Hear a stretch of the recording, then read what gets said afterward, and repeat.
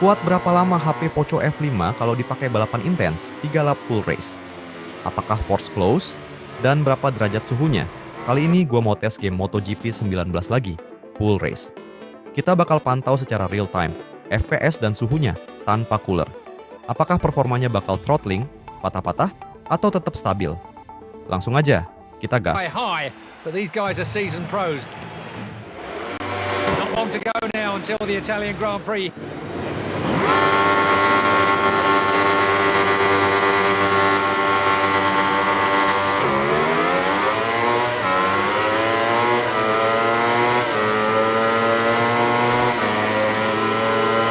Ini di tengah-tengah para pembalap tapi FPS-nya masih stabil.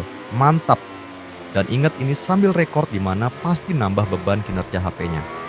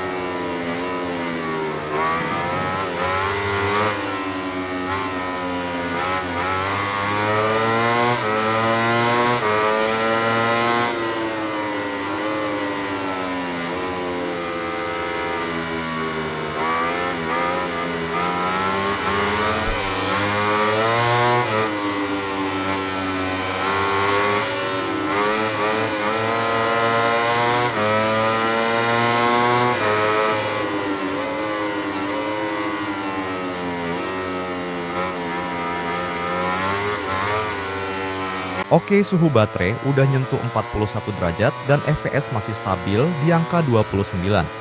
Oh iya, ini gua tes tanpa cooler ya. Kalau pakai cooler biasanya stabil di bawah 40 derajat.